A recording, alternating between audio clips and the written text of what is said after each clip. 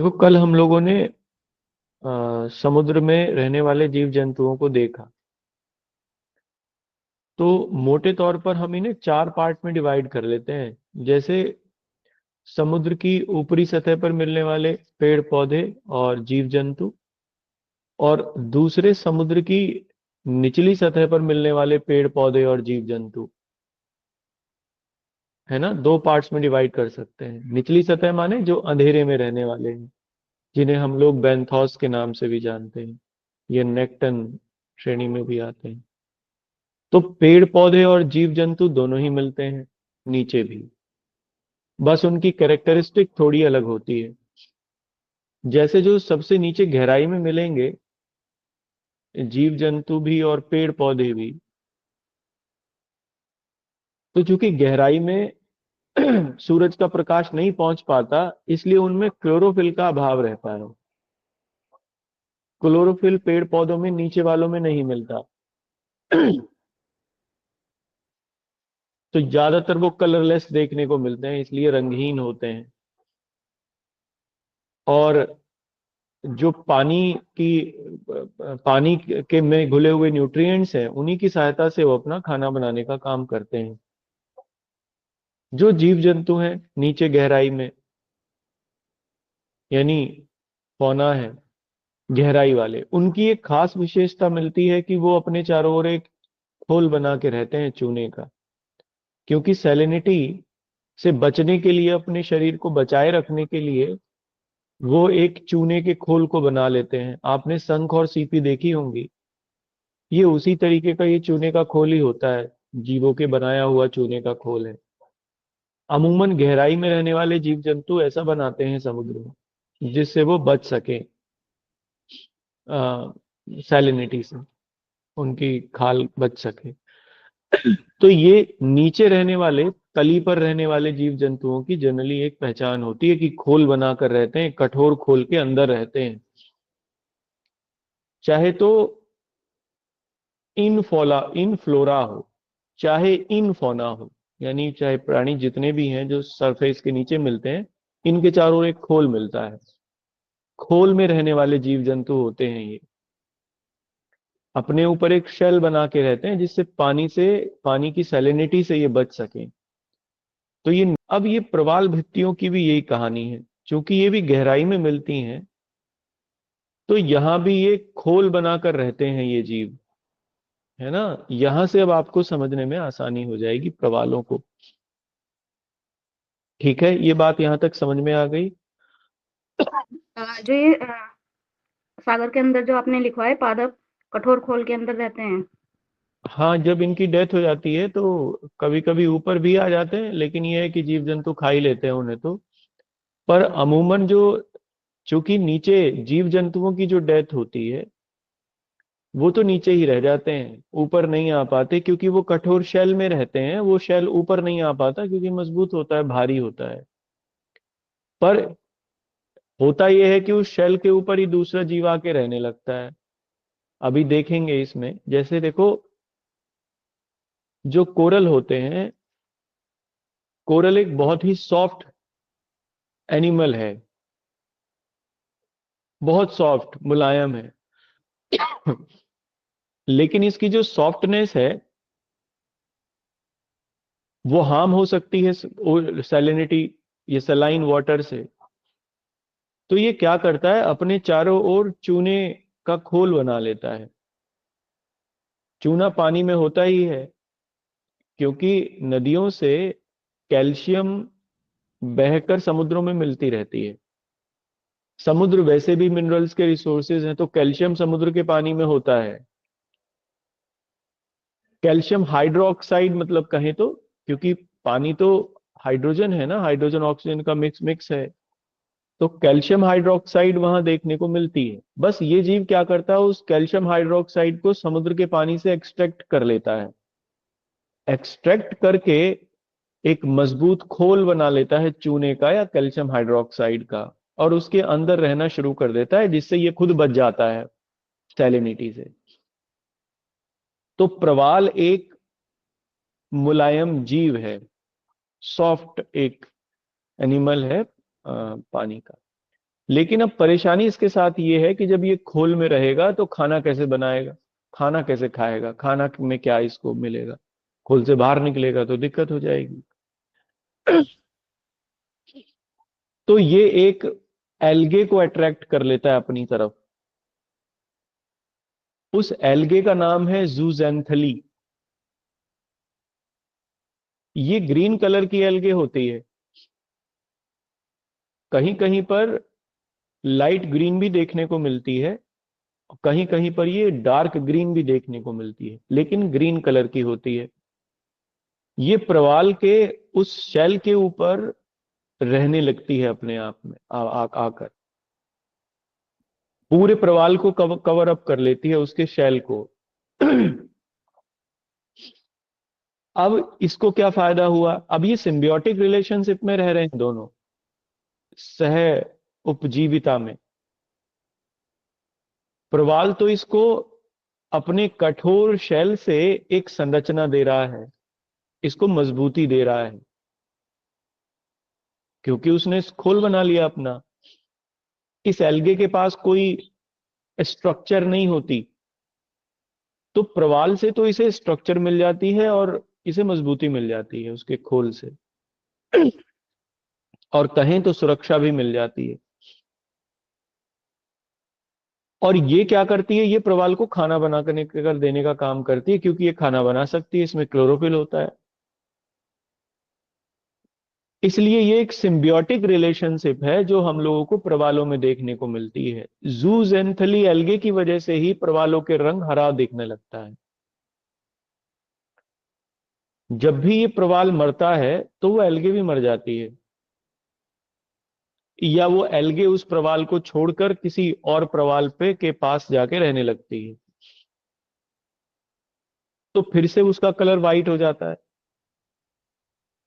जैसे ही वो हटेगी वहां से वो व्हाइट कलर दिखेगा। इसी को हम लोग कोरल ब्लीचिंग कहते हैं, इसी टर्म को कोरल ब्लीचिंग कहते हैं। ये प्रवालों के मरने की घटना है। ठीक है, ये बात समझ में आई।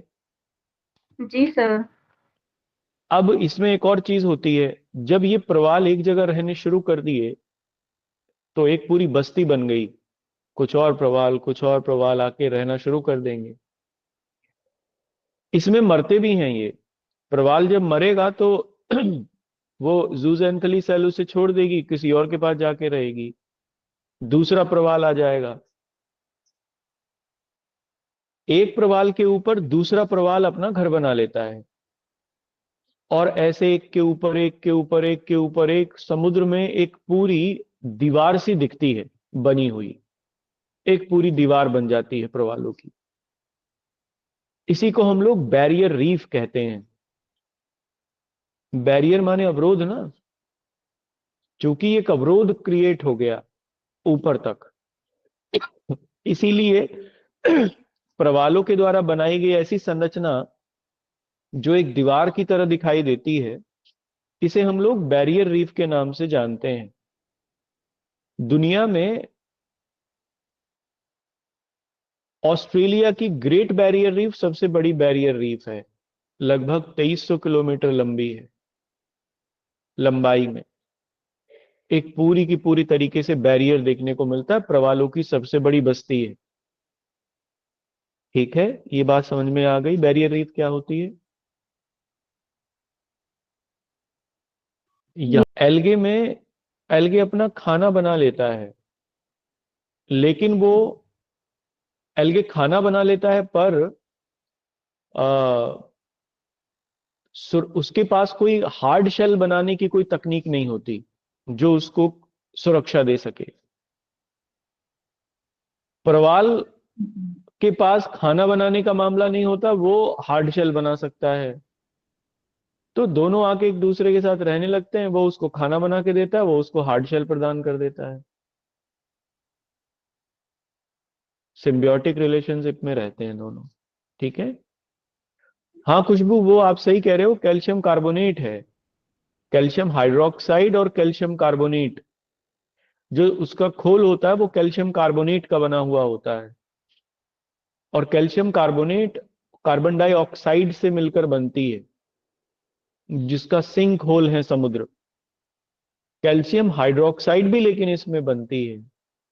कैल्शियम हाइड्रोक्साइड और कैल्शियम कार्बोनेट दोनों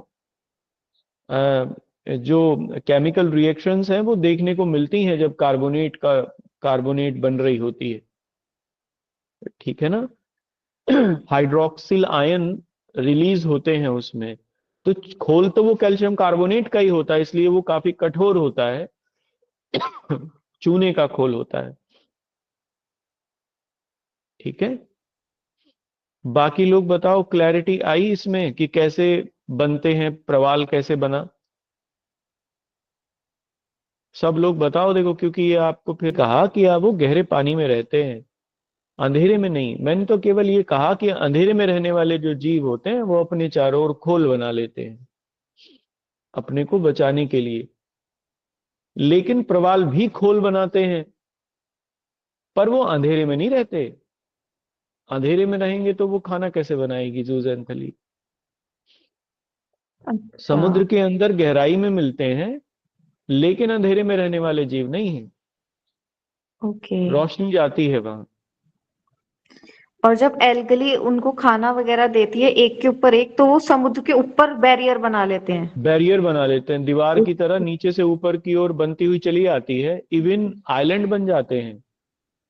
फिर उस आइलैंड के उस दीवार के ऊपर एक बड़ी दीवार बन गई, मोटी चौड़ी। उसके ऊपर सैंड इकट्ठी होती चली गई, है ना। और सैंड इकट्ठी होके उसने वहां पर एक तट बन गया, एक आइलैंड बन गया। तो लक्षद्वीप या फिर मालदीव या फिर कुछ आइलैंड अंडमान निकोबार के, अगर हम लोग भारत की बात करें, और कुछ कम मात्रा में कच्छ भी, कच्छ की खाड़ी में भी इसी तरीके के तो द्वीप हैं। लक्षद्वीप तो पूरा ही कोरल रीफ का द्वीप है, कोरल द्वीप है। कोरल के ऊपर बसा हुआ द्वीप है लक्षद्वीप। क्योंकि ये संख्या इनकी करोड़ों अरबों में होती है, कोई एकाक थोड़ी होता है। और एक लंबे समय तक बनते रहते हैं। तो एक पूरा फिर कोरल मर गया, दूसरा बन गया, उसके ऊपर दूसरा, फिर एक पूरी संरचना बनती रही कई सौ सालों तक या हजारों सालों तक। कब से बनती रही होगी। उसके ऊपर सैंड इकट्ठी होती रही कम मात्रा में, तो ऊपर द्वीप बन गया एक पूरा। इन्हीं को हम लोग कोरल आइलैंड्स कहते हैं। ठीक है ना। बाकी सब लोगों को समझ में आ गया। भारत में कोरल द्वीप, कोरल आइलैंड अगर कहीं मिलते हैं सबसे ज्यादा, तो इन्हीं तीन जगह मिलते हैं जो मैंने बताया अभी आपको। क्यों मिलेंगे यहाँ, ये अभी समझाऊंगा आगे। पहले इंडिया में अंडमान निकोबार में सबसे बड़े कोरल आइलैंड मिलते हैं, सबसे बड़े, क्योंकि वो बड़ी जगह है। दूसरे नंबर पर लक्षद्वीप, लक्षद्वीप पूरी तरीके से एक कोरल आइलैंड है। और तीसरे लेवल पर मन्नार की खाड़ी, सॉरी, कच्छ की खाड़ी। हम मन्नार की खाड़ी भी आ जाती है, गल्फ ऑफ मन्नार में भी देखने को मिलते हैं। ये जो आपको राम सेतु दिखता है ना, जिसके ऊपर इतनी कहानी लोग सुनाते हैं, ये केवल कोरल आइलैंड है और कुछ नहीं है। आदम का पुल एक कोरल स्ट्रक्चर है, कोरल के द्वारा बनी हुई संरचना है, जिसे हम लोग ये कह के अपने मन को बहला लेते हैं कि राम ने इस पे चल के और लंका को पार किया होगा, लंका तक गए होंगे। हाँ, राम ने तो किया ही होगा। अगर कोरल को हम लोग राम मान लें, और माना जा सकता है, तो फिर तो सही है। और अदरवाइज तो फिर केवल एक कहानी है। तो समझने का स्तर थोड़ा सा अगर बढ़ाएंगे तो समझ पाएंगे कि राम और कोरल दोनों एक ही बात है। इसलिए वो कोरल से बनी हुई संरचना है। गल्फ ऑफ मन्नार में, मन्नार की खाड़ी में देखने को मिलते हैं हम लोगों को ये। आगे बात समझ में। अच्छा, एक चीज और, हाँ हाँ, एक चीज और रह गई। ये मिलेंगे कैसे, कहाँ कहाँ मिलेंगे, एक बार ये देख और लेते हैं, फिर मैं सारा एक साथ लिखवा देता हूँ।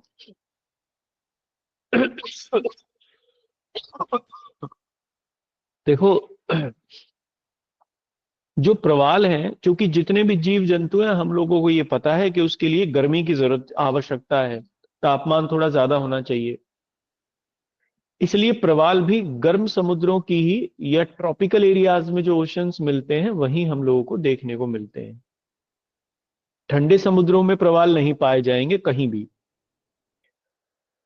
पृथ्वी पर 0 से लेके 30 डिग्री तक दोनों गोलार्धों में 30 डिग्री लैटिट्यूड तक गर्म समुद्र देखने को मिलेंगे, क्योंकि सूरज यहीं घूमता है। इसलिए प्रवाल 30 डिग्री नॉर्थ और 30 डिग्री साउथ इसी एरिया में विकसित हुए हैं पूरे विश्व में। इसके ऊपर प्रवाल नहीं मिलते। तो एक तो कंडीशन प्रवालों के मिलने के लिए यह है कि जो औसत तापमान है समुद्रों का वो थोड़ा ज्यादा होना चाहिए, गर्म होना चाहिए प्रवालों के। लेकिन ऐसा नहीं कि बहुत गर्म हो, बहुत गर्म में भी नहीं प्रवाल मिलेगा। जैसे अब ग्लोबल वार्मिंग है, समुद्रों का तापमान बढ़ रहा है, इसीलिए प्रवालों के लिए संकट है। एक सामान्य तापमान मिलना होता है, और सामान्य तापमान है 20 डिग्री से लेके और 25 से 26 डिग्री सेल्सियस तक। अगर इससे ऊपर तापमान है तो प्रवाल नहीं मिलेंगे, मरने लगते हैं। तो एक तो कंडीशन यह है प्रवालों के लिए कि सामान्यतः जो तापमान है समुद्रों का वो थोड़ा ज्यादा होना चाहिए। ठंडा समुद्र ना हो, गर्म समुद्र हो, यानी 30 डिग्री से लेके 30 डिग्री तक। दूसरी बात, सैलिनिटी सामान्य होनी चाहिए। ना तो सैलिनिटी बहुत कम हो समुद्रों की, और ना सैलिनिटी बहुत ज्यादा हो। नदियों के डेल्टाओं में इसलिए प्रवाल नहीं मिलेंगे, क्योंकि प्रवालों के लिए साफ पानी नहीं चाहिए। सॉरी, प्रवालों के लिए मीठा पानी नहीं चाहिए। खारे पानी में ही प्रवाल बनेगा, रहेगा। इसलिए वहां जहां नदियां समुद्रों में गिरती हैं तो वहां प्रवाल नहीं पाए जाएंगे। एक कारण तो यह है। दूसरा कारण यह है, नदी अपने साथ सेडिमेंट्स लेके चलती हैं। तो प्रवालों को डेवलप होने के लिए गदला पानी भी नहीं चाहिए, इन्हें बिल्कुल स्वच्छ साफ पानी चाहिए। सैलाइन हो लेकिन गाद वाला ना हो, सेडिमेंट्स वाला ना हो। इसलिए नदियों के डेल्टाओं में प्रवाल नहीं मिलते। भारत में इसीलिए बंगाल की खाड़ी में कोई कोरल रीफ नहीं मिलती। अरब सागर में मिल जाती है, जैसा कि मैंने आपको बताया लक्षद्वीप, चाहे मन्नार की खाड़ी मैंने बताया हो, और चाहे मैंने गल्फ ऑफ कच्छ बताया हो, कच्छ की खाड़ी, ये अरब सागर में ही है। क्योंकि पश्चिम की ओर नदियां भारत में नहीं बहती, समुद्र में नहीं गिरती, इसलिए वहां प्रवालों का विकास हुआ, पूरब की ओर नहीं हुआ। तो दो तीन कंडीशन है। एक तो पानी अवसाद रहित होना चाहिए, सेडिमेंट फ्री हो। दूसरा, समुद्र का तापमान सामान्य हो। और तीसरा, सैलिनिटी भी सामान्य हो। ऐसी स्थिति अगर है तो पानी में प्रवाल विकसित हो जाएंगे समुद्रों में। ठीक है, ये क्वेश्चन आया है आईएएस में, ये पूछा गया है कि प्रवालों के विकसित होने के लिए आवश्यक दशाएं कौन कौन सी होती हैं। ये तीनों आवश्यक दशाएं हैं। समझ में आ गई बात? लिख लो। देखो, गदला पानी इसलिए नहीं होना चाहिए क्योंकि पानी अगर गदला है तो समुद्र में प्रकाश जो है वो नीचे तक नहीं जा पाएगा सूर्य का, और अगर प्रकाश नहीं जा पाया तो ऑक्सीजन भी नहीं जा पाएगी। प्रकाश और ऑक्सीजन की अगर कमी है तो जीव जंतु नहीं रह पाएंगे, इसलिए प्रवाल विकसित होगा ही नहीं। जू जंतली कहां से खाना बना लेगी? तो बात देखो, प्रवाल भित्तियों को समुद्र के वर्षावन भी कहते हैं हम, rain forest of the oceans. वर्षावन कैसे? वर्षावन क्या होते हैं? देखो, वर्षावन वो वन है जहां साल भर वर्षा होती है, जैसे इक्वेटर पर, या हमारे यहां पर वेस्टर्न घाट में भी आप देख सकते हो, पश्चिमी घाट में। क्योंकि यहाँ वर्ष भर वर्षा होती है तो खूब घने जंगल मिलते हैं। जंगल घना तो फिर बायोडायवर्सिटी भी खूब मिलती है। क्योंकि प्रवाल एक पूरी बस्ती का निर्माण कर लेते हैं, तो यहाँ प्रवालों में आकर, प्रवालों के साथ आकर बहुत सारे जीव जंतु रहते हैं। इसलिए ओशन की इकोलॉजी के लिए ये सबसे जरूरी है।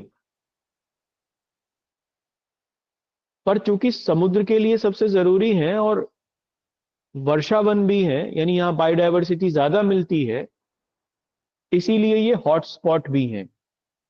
देखो, जहां जितनी ज्यादा जैव विविधता, बायोडायवर्सिटी, उतना ही उसे संकट भी ज्यादा है ना। संकट कैसे? मान लो बायोडायवर्सिटी बहुत ज्यादा है, तो इसका मतलब वहां खाद्य श्रृंखला बड़ी मजबूत है, खाद्य जाल वहां पर बड़ा मजबूत है, फूड चेन और फूड वेब बड़े मजबूत हैं। यानी कई सारे खाद्य जाल वहां पर मिलेंगे, कई सारी खाद्य श्रृंखलाएं मिलेंगी। अगर उसमें से एक भी कटा, एक भी जीव गया, तो पूरी फूड चेन डिस्टर्ब। एक फूड चेन डिस्टर्ब तो पूरा फूड वेब डिस्टर्ब। इसलिए वहां की पूरी बायोडायवर्सिटी को संकट उत्पन्न हो जाएगा। इसलिए जहां जितनी ज्यादा जैव विविधता मिलती है, चाहे समुद्र में चाहे लैंड पर, उतना ही उसे संकट भी ज्यादा होता है। जैसे वर्षा वनों की जैव विविधता को सबसे ज्यादा संकट है पूरी विश्व में, तो क्राइसिस है, हॉटस्पॉट है, इसलिए वो आगे पढ़ेंगे उन्हें। समुद्र में प्रवाल भित्तियों को बड़ा संकट है, ये भी हॉटस्पॉट है। इसीलिए क्योंकि बायोडायवर्सिटी ज्यादा मिलती है, ज्यादा बायोडायवर्सिटी मिलने के कारण ही इन्हें समुद्र के वर्षावन भी कहते हैं हम लोग। ये आया है एग्जाम में, दोनों बातें आ गया समझ में। देखो, इनको संकट कहां कहां पर है, पहले संकट देख लेते हैं, फिर इनके टाइप्स देख लेंगे, क्योंकि अब बात संकट की चल रही है। देखो, ग्लोब पर लगभग 100 देश ऐसे हैं जो कर्क और मकर रेखा के बीच में हैं। कर्क और मकर रेखा के बीच में सबसे ज्यादा देश पाए जाते हैं, इसीलिए ग्लोब पर दुनिया की सबसे ज्यादा पॉपुलेशन भी यहीं रहती है, कर्क और मकर रेखा के बीच में ही। लगभग 100 देशों में प्रवाल भित्तियां देखने को मिलती हैं, जो कि समुद्रों के किनारे हैं।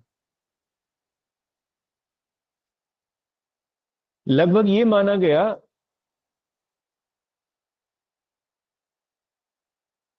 कि इनमें से, इन 100 देशों में जो प्रवाल भित्तियां हैं, इनमें से 1/4 देश ऐसे हैं जहां वो संकट में है। और उसका संकट का कारण कुछ ऐसे ऐसे है। ग्लोबल वार्मिंग से जो ओशन सरफेस का तापमान है वो बढ़ गया, जिसकी वजह से प्रवालों में परेशानी हुई। मैंने बताया कि ज्यादा तापमान में नहीं रह सकते। दूसरा, एल नीनो एक घटना है, मैंने आपको एल नीनो पढ़ाया था। एल नीनो में क्या होता है कि समुद्र के का तापमान बढ़ जाता है, सतह सतह का तापमान। एल नीनो एक गर्म जलधारा है, एक वार्म करंट है, ओशन करंट है। अब जब जब आएगी तो ओशन के तापमान को बढ़ा देगी, प्रशांत में और हिंद महासागर में, दोनों में। इसलिए, और प्रवाल यही ज्यादा है, इसलिए यहां प्रवालों को संकट आता है। जब भी एल नीनो आती है, ऑस्ट्रेलिया की ग्रेट बैरियर रीफ सूखने लगती है, प्रवाल मरने लगते हैं, वहां कोरल ब्लीचिंग होने लगती है। दूसरा, आपने सुना होगा समुद्री तूफान, जो चक्रवात हैं, जब वो आते हैं तब वो भी प्रवालों को नुकसान पहुंचाते हैं, क्योंकि समुद्र में बहुत ऊंची ऊंची लहरें उड़ जाती हैं, बहुत ऊंचे ज्वारों की भी उत्पत्ति हो जाती है कभी कभी, जिसकी वजह से प्रवाल मर जाते हैं, उनके घर टूट जाते हैं और प्रवालों की मृत्यु होती है। तीसरा कारण, मैंने आपको ये बताया कि हाल फिलहाल में, हाल फिलहाल माने कि लगभग पिछले 40-50 सालों से ओशंस सब ज्यादा एब्जॉर्ब कर रहे हैं CO2, जिसकी वजह से कार्बोनिल एसिड जो है वो ज्यादा बन रहा है, या कार्बोनिक एसिड भी हम लोग उसे कह सकते हैं। और समुद्र अम्लीय हो रहे हैं, एसिडिक हो रहे हैं। जैसे ही समुद्र एसिडिक होगा, वो ज्यादा तापमान को एब्जॉर्ब करेगा और प्रवाल मरेंगे। तो सागरों का अम्लीयकरण भी एक कारण है प्रवालों के मरने के लिए, इनके संकट के लिए। ठीक है, एक और कारण है, ये तो हुए नेचुरल जो मैंने अभी आपको बताए, कुछ इसमें मानवीय भी हैं। हालांकि अम्लीकरण को नेचुरल रखें या मानवीय, दोनों का ही है। अम्लीकरण नेचुरल भी हो जाता है और मानवीय भी। मान लो सागर में कोई ज्वालामुखी है, वो फटा, तो उसका मलबा सागर में मिलेगा तो अम्लीय करेगा, वो सागर को एसिडिक करेगा, तो दैट इज नेचुरल। लेकिन हम लोग सनस्क्रीन का खूब उपयोग करें या सीवेज खूब डालें समुद्र में, तो ये भी सागर की अम्लीयता को बढ़ाते हैं। तो कुछ ऐसे कारण हैं जो मानवीय हैं, इनमें सनस्क्रीन का प्रयोग बड़ा महत्वपूर्ण है।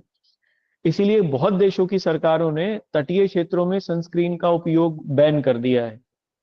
मालदीव में बैन किया गया अभी हाल में। सबसे पहले पलाऊ एक देश है प्रशांत महासागर में, जिन्होंने अपने यहाँ सनस्क्रीन को बैन कर दिया है।